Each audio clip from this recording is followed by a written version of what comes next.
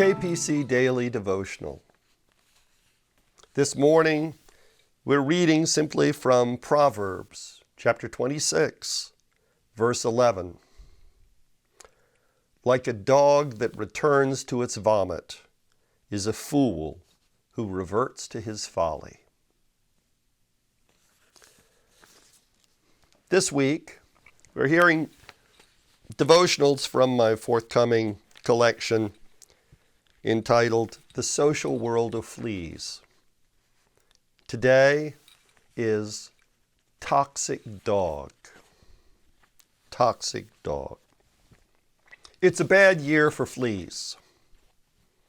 I put drops on the back of the dogs' necks that eventually kill the fleas at first. After a couple of months, the drops don't do anything at all.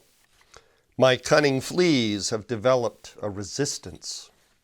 I have to change brands for a month or two, then change back, hope the chemical-resistant fleas have died out in the meantime. And even when the drops are working as promised, the fleas that are already on the dog take at least 24 hours to die. And each time the dogs go outside, they come back with more. So I have to spend some time every day picking off fleas. And I've observed a few things. When the fleas first get on the dog, they're real active, running and hopping around. They're hard to catch, quick to jump. They'll jump clear off the dog, but then hurry to jump back on, right onto the same dog. I don't know, fleas must develop a taste for their particular dog.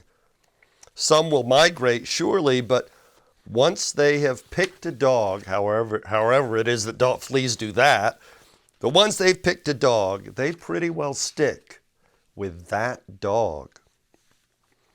But the dogs are toxic. It's the flea drops. And the fleas start feeling the effect of the poison. They get even more jumpy, almost panicked. If they just hop off, the fleas might survive, but they keep going back to the same toxic dog. When the poison reaches a critical level, they stop hopping, then run slowly, and then don't run at all. People follow the same behavior pattern if they get into a toxic situation. And I speak from painful experience. Maybe it's a toxic relationship or a marriage, a toxic workplace, or even a toxic church.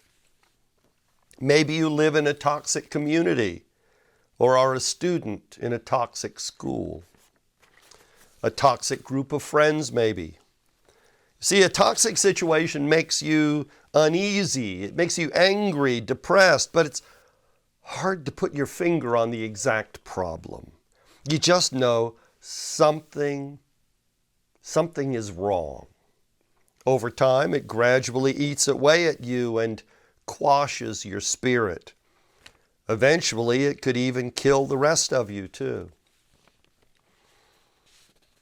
Now, you won't notice you're in a toxic situation when you first get on board. You're still curious, excited, hopeful. But the situation is toxic, and gradually it poisons your enthusiasm and your self-esteem. As you feel its effects, you become even more jumpy. Now it's not excitement, but anxiety, it's tension, alarm. You feel agitated, and you agitate. When the toxin reaches a certain level, though, you stop caring anymore. Depression, disillusionment, frustration take their toll.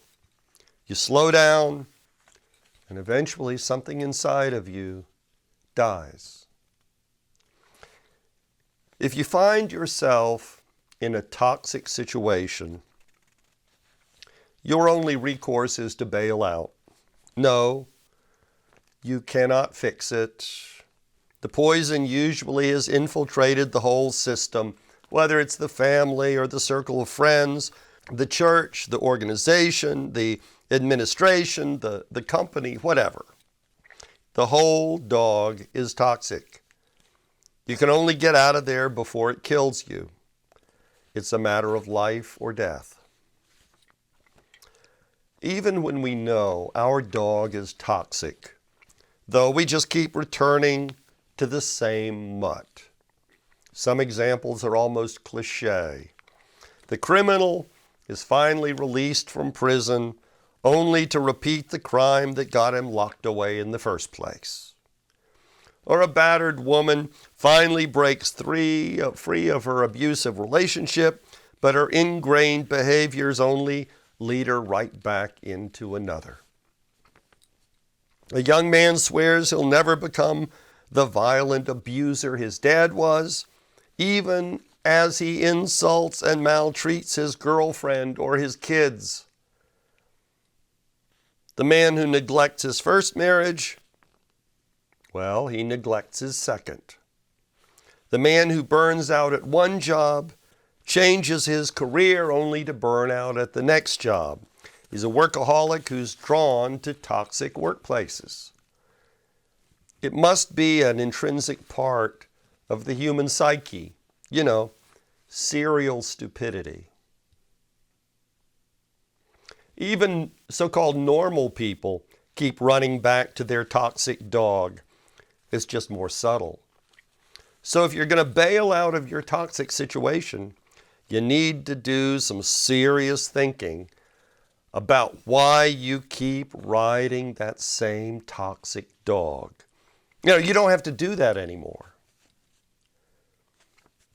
In Deuteronomy, God says, "Today I set before you life and death, blessing and curse, so choose life." If you find you keep choosing death, choosing the curse, well, in a way, this is good news because it means you can turn around, you can make a change. God also offers you life and blessing if you'll only choose it. Ask, and he will help you to recognize the choices that lie before you. Now, he will not choose for you, but he will help you to see life and death for what they are, so you can choose wisely. Because no matter how smart or stupid you think you might be, I can guarantee you, you have a bigger brain than a flea. I wish you a blessed day. Goodbye.